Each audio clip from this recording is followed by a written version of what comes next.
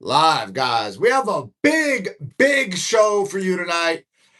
I'm your host, King David MMA. I'm a professional MMA fighter, Brazilian Jiu-Jitsu black belt, and I coach at Extreme Couture, the best gym on the planet. And Jake Paul goes in on Dana White and the UFC. Jake calls out Dana, says Dana owes him $1 million, makes a case as to why he didn't get paid the $1 million, says Dana absolutely is in debt to him over it, and also goes in on some UFC champion, specifically one champion who he says would be a warm-up fight if Jake fought him.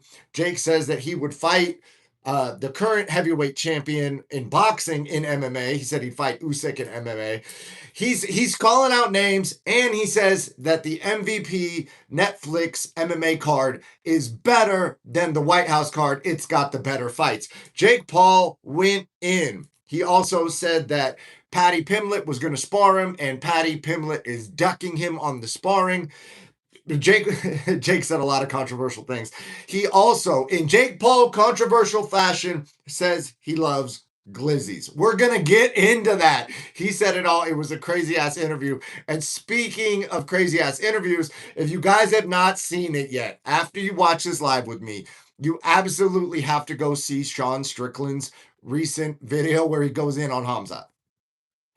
This video, he gets so unhinged that they put, once you tap on the video pops up and it has I've never seen this happen before. It goes, this video contains controversial subject matter. Are you sure you want to watch it? Like, are you an adult and consent to watching this video?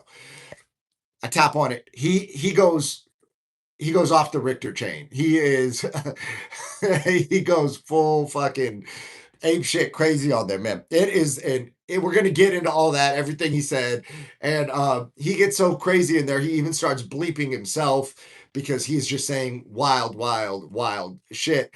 In fact, he calls out Dana White, he calls out Trump, he calls out Erica Curry, he calls out everybody, and Ariel Helwani also has called out Dana and Trump. Ariel's getting very political, and in the biggest news of all, your favorite and mine, Brendan Schaub, is talking about my uncle Hulk Hogan's documentary on Netflix. We're going to get into that. Brendan had a take. They started talking about steroids.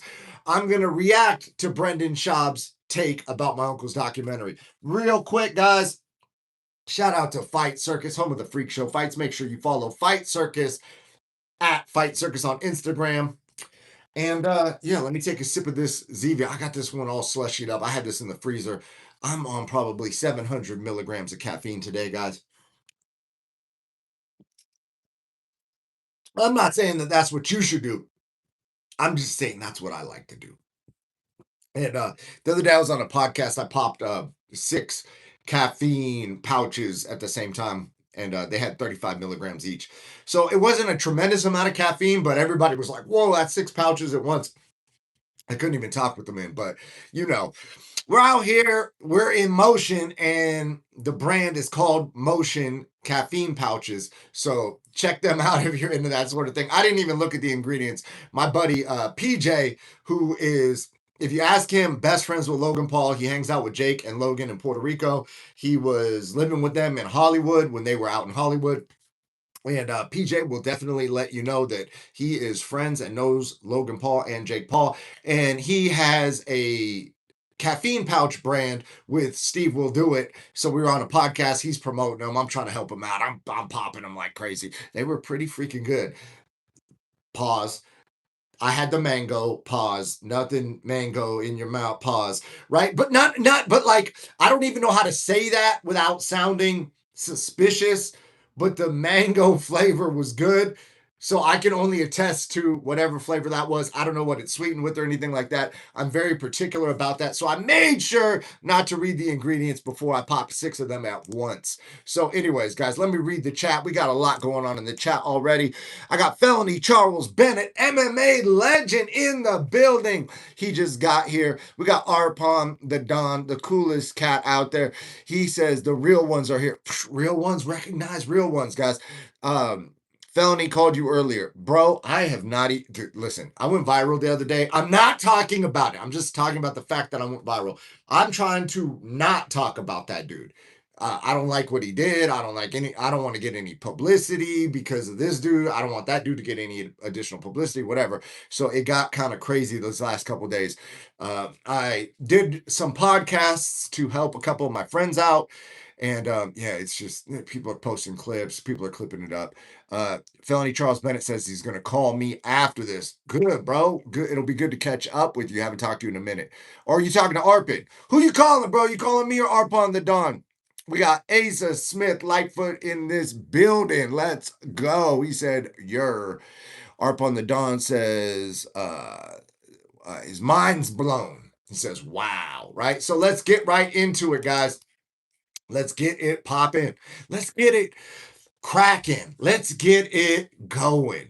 All right. Jake Paul went in on Dana White. First things first, Jake Paul says that the MVP brand is competing. It's as good as the UFC brand, and that it is a better place for fighters because they are paying more. And that's why all the fighters want to go to boxing. Not because they particularly want to box, but because that's where they can get paid with what they're worth. And MVP is going to start paying fighters what they're worth. And he's hoping everybody does what Francis Ngannou does, or what Francis Ngannou did. And Francis trains at Extreme Couture, where I also train. And Francis essentially fought out his contract, even though he had a torn ACL in his knee, and he was pretty freaking injured. And he went and fought to defend his UFC world title anyway against Cyril Gane, and he won. And he was out of his contract because of that. And then he was a free agent, and he has fought for tens of millions of dollars in boxing now by boxing Tyson Fury, who I scored the fight for Francis, and many other people did, including judges there. At least one judge gave him at least that fight on the scorecard. But other people, boxing's wild, man. I don't even know what they're scoring if you don't score that for Francis. But they have a specific rule set. I believe the boxing rule set is broken. Anyway, when it gets to the judges, it gets weird, right? So I thought Francis won the fight. I think Tyson Fury and Francis both know Francis won the fight, but Francis made tens of millions of dollars, and Jake Paul says other fighters should do the same, and not just boxing, but moving forward. MVP, the MMA show that Jake Paul is doing on Netflix with Ronda Rousey and Gina Carano, will have additional shows, and that's where these fighters can go. When asked if he's been in negotiations with any fighters who are under the UFC contract, under the UFC banner, Jake says, absolutely not. That would be highly illegal. So he's definitely not talked to anyone, which leads me to believe that he's being sarcastic and he is not officially talking to anyone, but he's letting them know, like, hey, as soon as your contract's up, we want to talk, right? So that's some big news. He also says Dana White owes him $1 million freaking dollars because apparently Dana White was hiring trainers to train Ben Askren because Dana was so mad at, this is Jake's story, that Dana was so mad at Jake and he wanted Jake to lose so badly, like that he was essentially paying for Ben Askren's training, and he bet $1 million to Jake Paul that Jake Paul wouldn't beat Ben Askren. And when I remembered it, I thought it was for a different fight, but for whatever reason, they're saying it was Ben Askren. Maybe I got to go back and check, but Jake won. So Jake's like, where's my $1 million, bro? You owe me money. You know what I mean? And then Jake even called out a current sitting UFC world champion by name. He called out Ilia Topuria. If you see in my previous streams, we talked about how on Aiden Ross's stream, Jake Paul and Ilia got on a call together and they were beefing and they were talking about sparring. Jake Paul said that Patty chickened out and ducked Jake Paul in the sparring. Jake Paul was going to fly Patty on a private jet to Puerto Rico and pay him $1 million just to spar. Patty went radio silent. So if that story's true, that's wild. So you got to make the determination. Do you believe Jake Paul? Did Patty duck him? Did Patty get offered that offer and then not show up? Did the UFC intervene? Did they say you can't go spar that guy because he's going to put it on YouTube and you are under contract with us and we can't have Jake profiting from a sparring session? right? Like what are the actual details? He also said that he would spar Ilia Topuria and beat him easily. He said that Patty and Ilia are both like warm-ups for him. Like they're not even real fights. He's like, those are warm-ups. Those guys, then and he said that Ilia is a talented fighter, but he's small. He's like 5'5". He did say that Ilia would probably get him in MMA. He said he would probably beat him, but in boxing, he's like, dude, that's a warm-up fight, brother. And then they asked, well, what about somebody bigger? What about dun dun dun Sean Strickland? And Jake said that would be more competitive sparring, but he said that Sean Strickland would also be easy. And listen, I have been, me physically, this is not hearsay. This is not a rumor. This isn't me hearing through my training partners what happened. I've been in the room where Sean Strickland has brought in a professional boxer. I forget the dude's record. It was like 20-0 or 18-2. So it was like a really good record. The dude was Sean's size. And Sean, instead of sparring him in MMA, Sean spars him in boxing only. Sean beats the brakes off this dude for rounds and like makes this guy quit. I don't follow boxing, but this guy was like a top prospect. This guy went on to win his next boxing match after this. Sean whooped that dude's ass. It was like people were starting to feel bad for that guy because that guy didn't want to come out and answer the bell. And Strickland's just like pacing back and forth, like, come on, bro. Come on. You said you're a boxer. We're only boxing. Let's go. You know what I mean? Let's fucking go. Right. And he's going fucking crazy on this dude. And Strickland beat the absolute shit out of that guy. And that's not the only time I've seen Strickland beat the fuck out of pro boxers. Strickland is one of those dudes where if you are a national champion wrestler, he wants to wrestle you. If you are a pro boxer, he wants to box you. If you are a kickboxing champion, he wants to kickbox with you. He spars Francis Ngannou in the gym. He goes up weight classes. He spars the biggest, scariest dudes you've ever seen in your life. Strickland is that dude. So, as much as I get that Jake Paul sees what he sees and goes, oh, Strickland doesn't look fundamentally technical in boxing. Strickland is making these traditional mistakes. It's a whole different thing when you get in there with them. That would be a crazy sparring session because it's not the take everybody wants. It's the take everybody needs because it's the truth. Jake Paul can box his fucking ass off. I don't care what people say about, oh, he got his jaw broke by Anthony Joshua. Dude, Anthony Joshua was going to break pretty much anybody on the planet's jaw. Jake went up weight classes and still landed an overhand that kind of looked like it cracked him, maybe even rocked him, maybe rocked the Olympic gold medalist turned heavyweight champion of the world. And to even land a shot on that dude, you got to be good. So everybody wants to talk about he's a YouTube, right? He's a Disney kid. He's all that, but like he dedicated the same way he dedicated himself to Vine and YouTube and went all in on those. He did the same thing with boxing. And I believe when you go all in on something, if you stay dedicated, that it's not a necessarily you or them thing. It's a craft thing. He put his time in and he's getting the rewards. So I think Jake can box his ass off. I'd love to see that sparring session. I don't believe it would go the way Jake thinks it's going to go. I believe Sean would surprise Jake Paul. And Jake Paul also had a hot take, guys. Let me check the chat real quick. Strickland is a maniac, but he's a dog. Yeah, bro. I know you haven't been at the gym as long as I have, but man, I'm sure you've seen him spar crazy, like do crazy things. That dude does wild stuff. I'm talking full on. That guy's in fights multiple times a week at the gym, like fighting, not just sparring, like fighting. It gets crazy.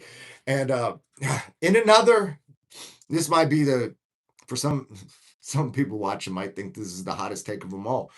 I find it to be the most controversial. Jake Paul says he loves glizzies, guys.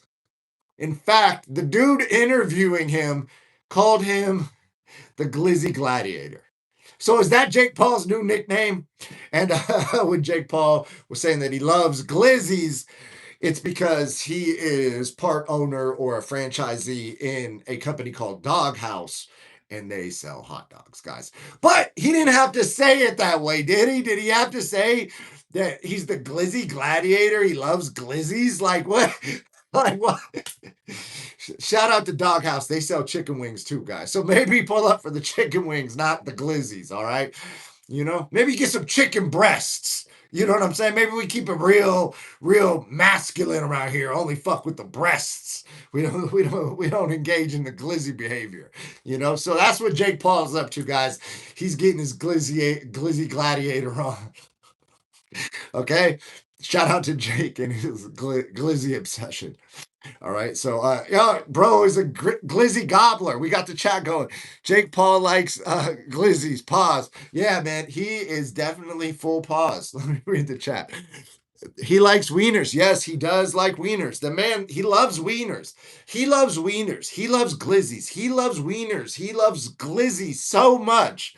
He loves them so much that he invested in the company, that he's now owning Doghouse franchises because his love of glizzies and his love of wieners, guys.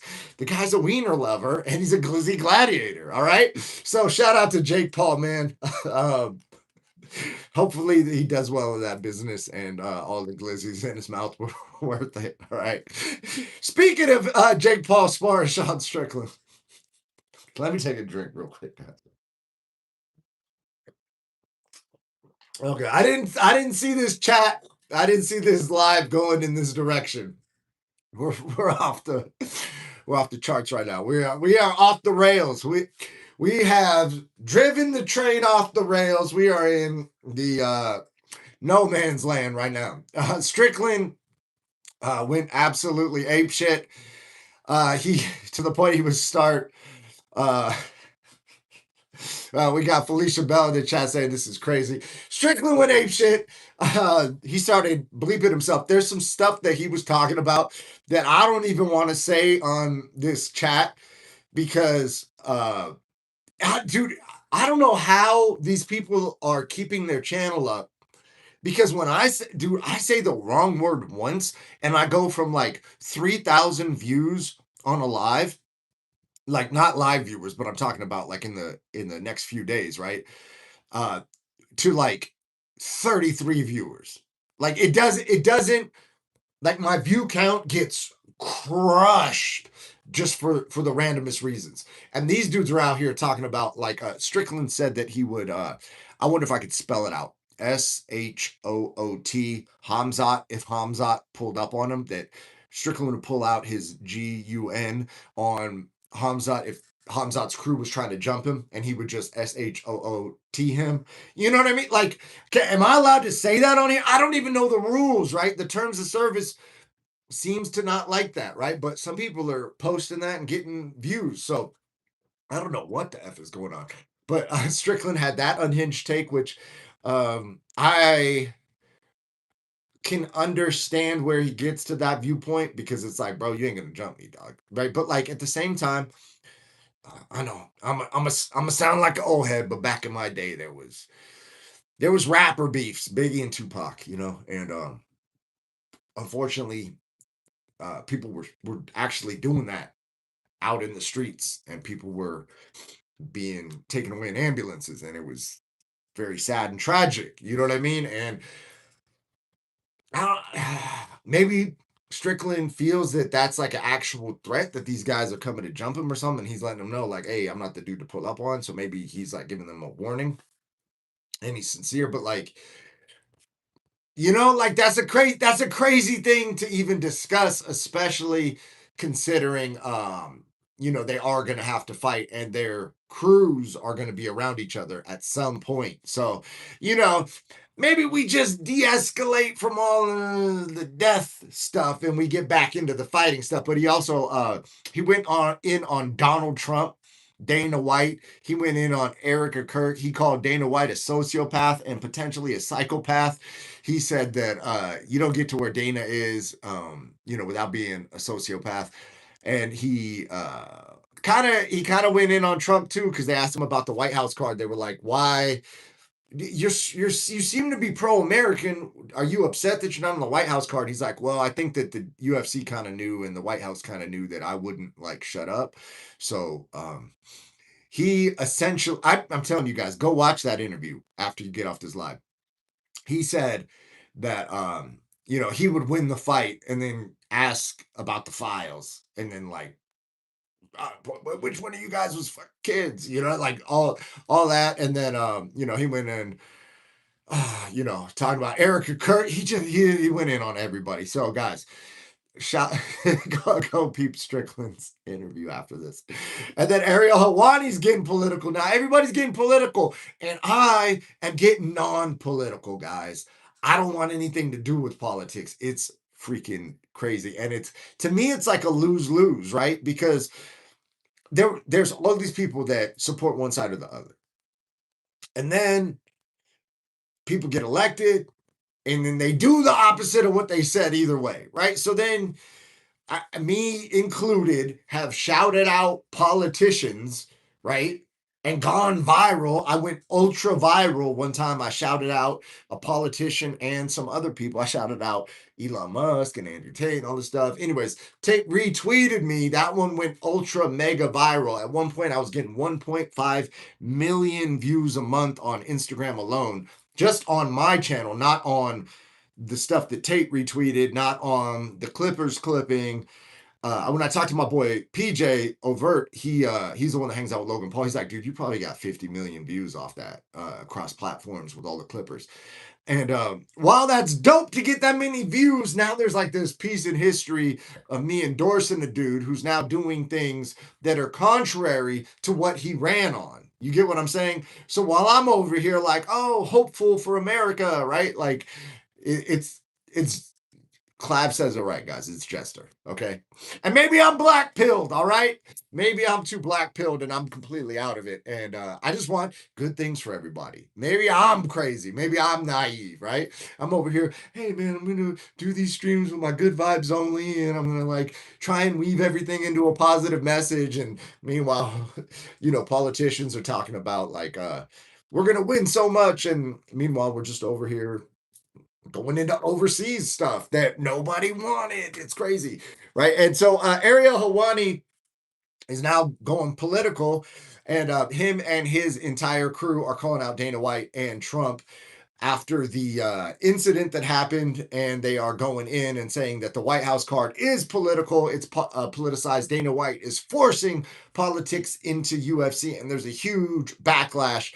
And while I understand that there may be a backlash, because Dana is dear friends with Trump, and Trump is not the most popular dude on either side right now. It's just kind of weird to see Ariel Helwani, because Ariel just doesn't like Dana, right? That's the actual story here, guys, is that Ariel's looking for something to say negative about Dana because Ariel, back in the day, leaked the Brock Lesnar announcement that Dana had put $1 million into with the UFC to announce Brock Lesnar fighting at UFC. And Ariel went on and spoiled that announcement. And Dana didn't like that.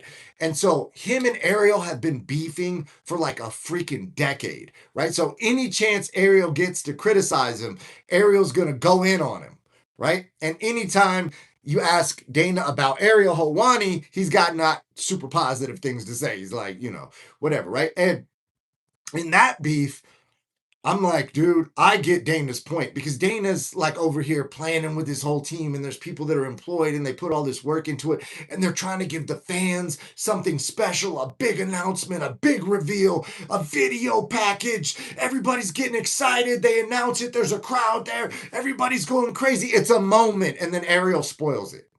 I'm a journalist, guys. I'm a journalist. I'm like, bro, chill with that. And then to have the audacity to still want to be invited to UFC events, when you are reporting negatively about that company and you're spoiling their big announcements that they're investing money into, you're destructive and ruining things. And he's still doing it to this day.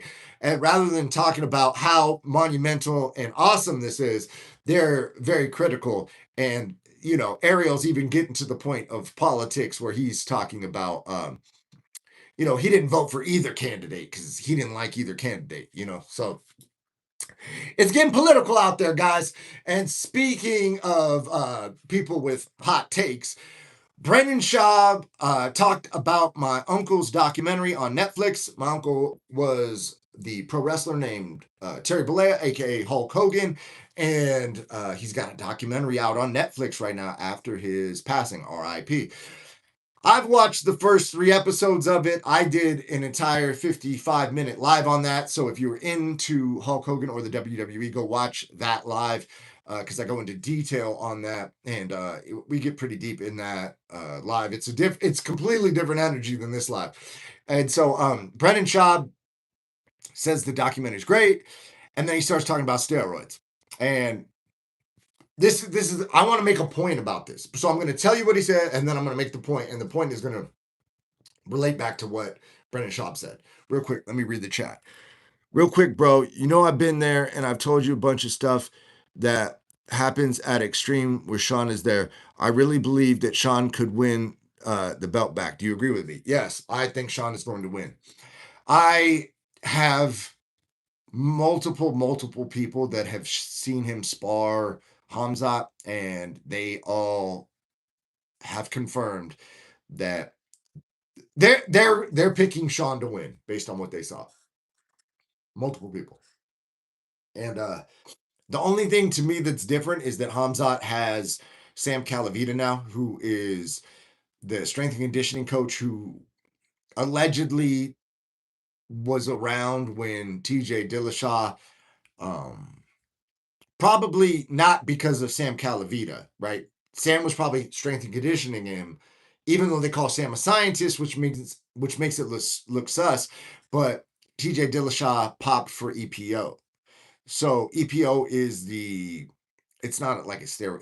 It's like a steroid, but it's not technically a steroid. It's like something that you put in and it makes your blood have more red blood so that you can have better cardio.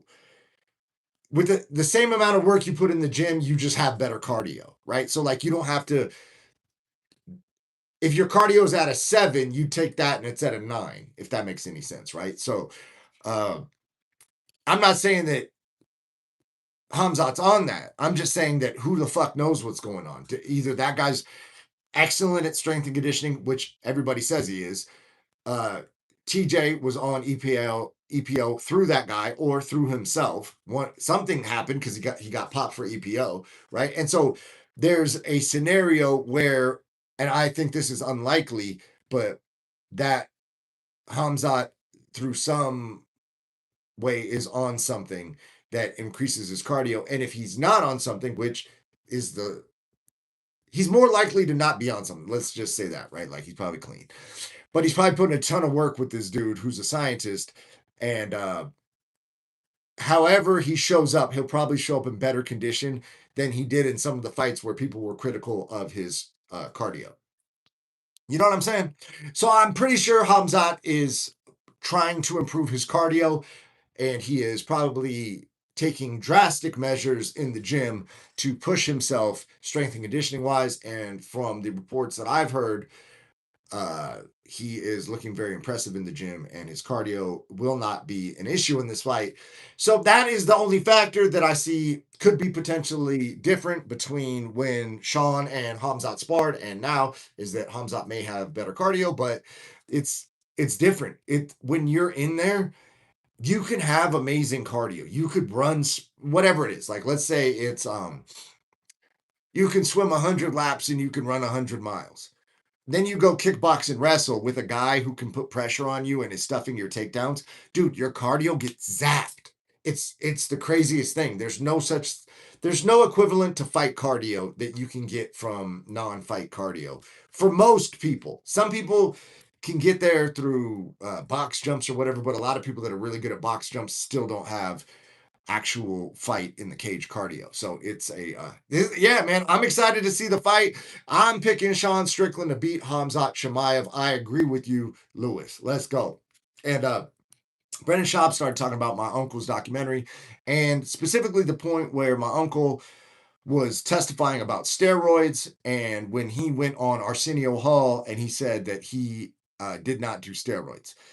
They later, right after this, they later posed the question, like, do we think it's better now that everybody is overly honest? Like, was it better when everybody lied about being on steroids? Or is it better now where everybody's like too honest about steroids, right?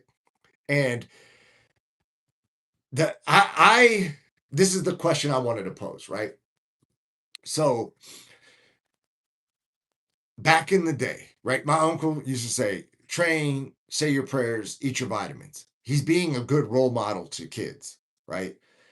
Not every kid has aspirations or the work ethic or the opportunity or the desire or the circumstances in life to where like they're going to be in a position to become the number one person in their field.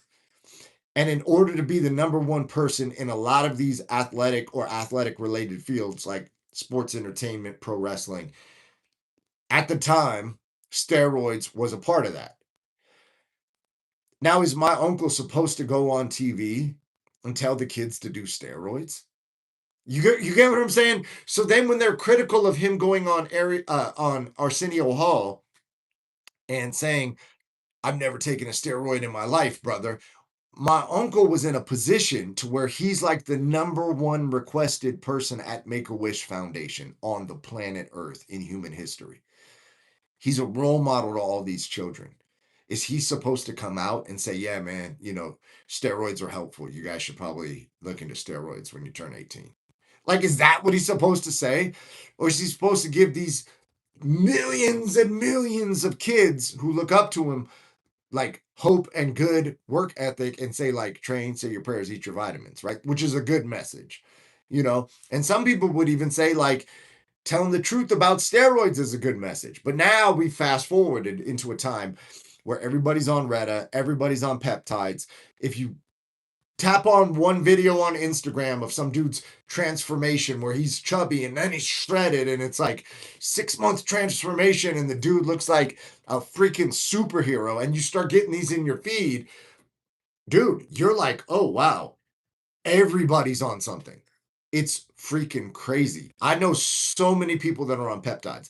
I know so many people that are on fucking GLPs.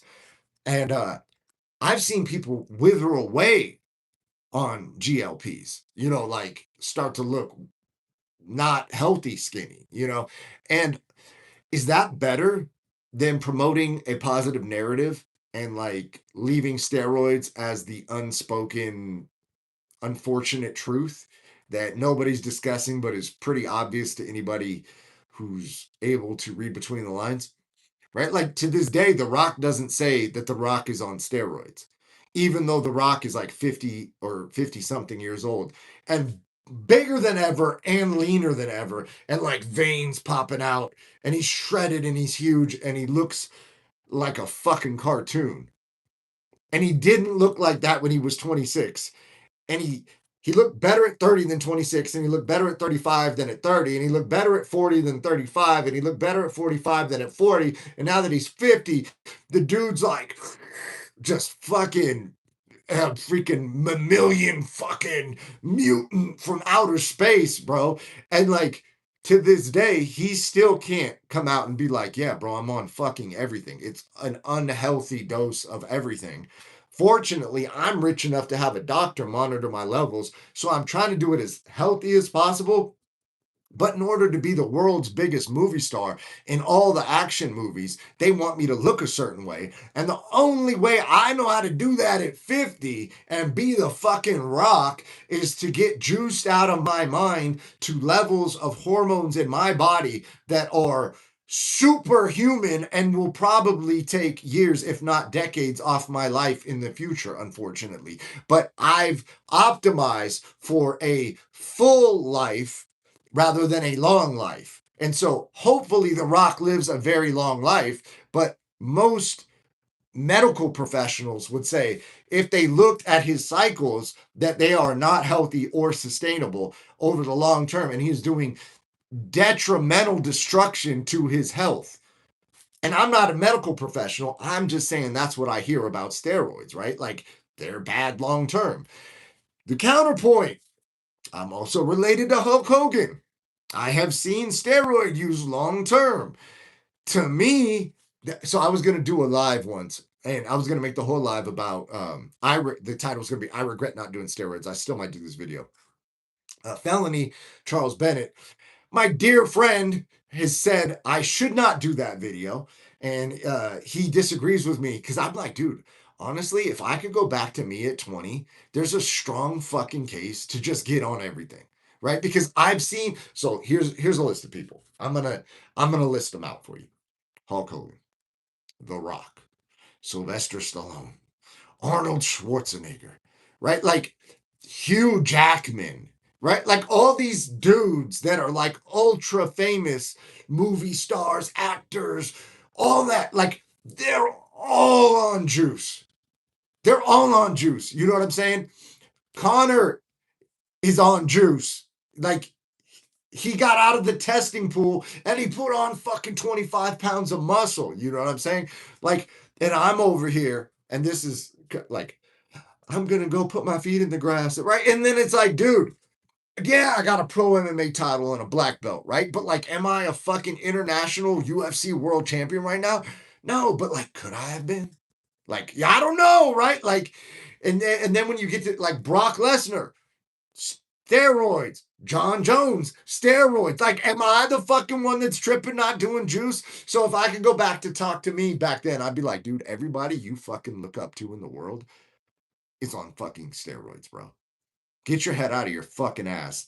Deal with reality. So, anyways, maybe that's a fucking crazy take right now, but I have thought that this me talking to younger me might have a different viewpoint than younger me had, if that makes any sense. Knowing what I know now, right? So, the moral of the story is the actual question is, was it better back when everybody lied about being on juice? Or is it better now that we have the Instagram influencer kick streamer culture where everybody's talking about their cycle and people are in high school getting juice to the gills, fucking their hormones up potentially? And then hypothetically speaking, do we believe that moving forward, medical technology will advance so that everybody that's getting fucking yacked to the gills right now and causing medical problems to themselves in 10 years, there'll be medical technology to reverse all that and they'll be healthy again. So it was worth it. What's going on right now? We're in a crazy time in history. We're in a fucking crazy time in history where I believe everybody's going to be like 20 to 25 years old forever. And like even 50 and 60-year-olds will be able to reverse their fucking age. 80-year-olds will be able to reverse their age. We're at a time where they're talking about, and I don't want to get too fucking far off the subject. Okay, I'll get too far off. Okay, guys. We're late in the stream, so I'm going to get fucking weird on you guys. All right, so they're talking about universal high income, right? That robots are going to do everything for us. And then they're also talking about anti-aging, so that we're going to essentially, if we're alive today and we can live for the next 10 years, then everybody who's able to survive the next 10 years will, in theory, be able to live to at least 150, at which point within those years, medical technology will advance even more through AI and other breakthroughs. And then we'll be able to live to 300, right? But we'll be able to live to 300, not like an old decrepit 300, a 300 like a fucking 22-year-old prime motherfucker. You know what I mean? 300. Like 300 years of 22, 22, 22 over and over and over again. Like perfect physical health type shit. And then, in addition to the robots, right? Because nobody's going to have to work. So we're going to be like infinitely live able, and then it's like, are we going to still make children at that point?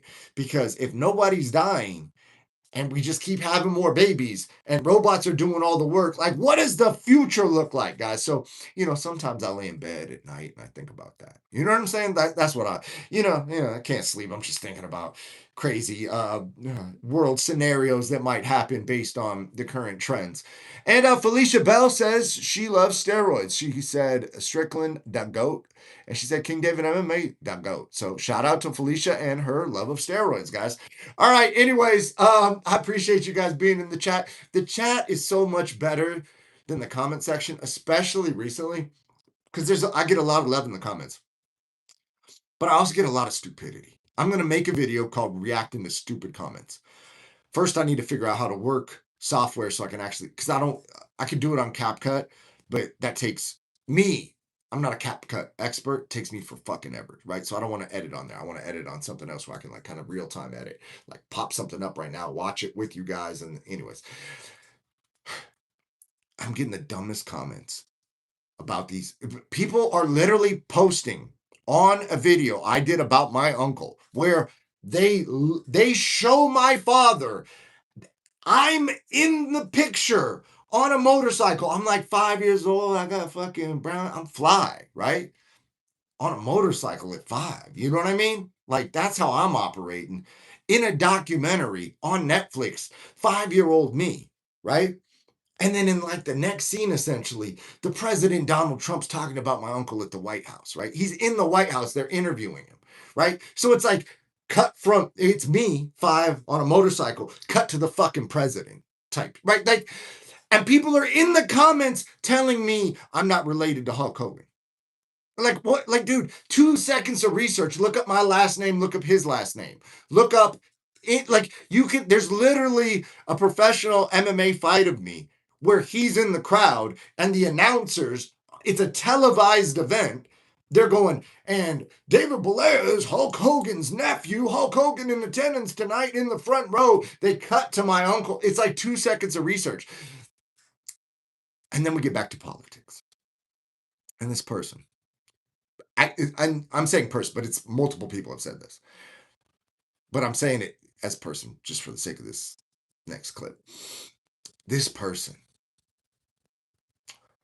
who says that Hulk Hogan was not my uncle, without doing any research, trying to argue with me while being totally wrong, that they could have prevented their idiocy causing them to be wrong by doing any amount of one Google search, could have prevented them being stupid and wrong, they're allowed to vote. And you guys want me to take politics seriously? And then I got another dork in the comments saying not taking a political stance is a political stance. It's like, bro, shut up, dog. So anyways, I love you guys. If you get bored and you want to bang on dumbasses in the comments, feel free, man. I rock with you guys. You guys are my real ones. And I support you calling people dorks, dweebs, weenies, wussies, and maybe go in the comment section, and anytime you see somebody dumb, tell them to go get a glizzy from Jake Paul and put it in their mouth. Let's go, guys.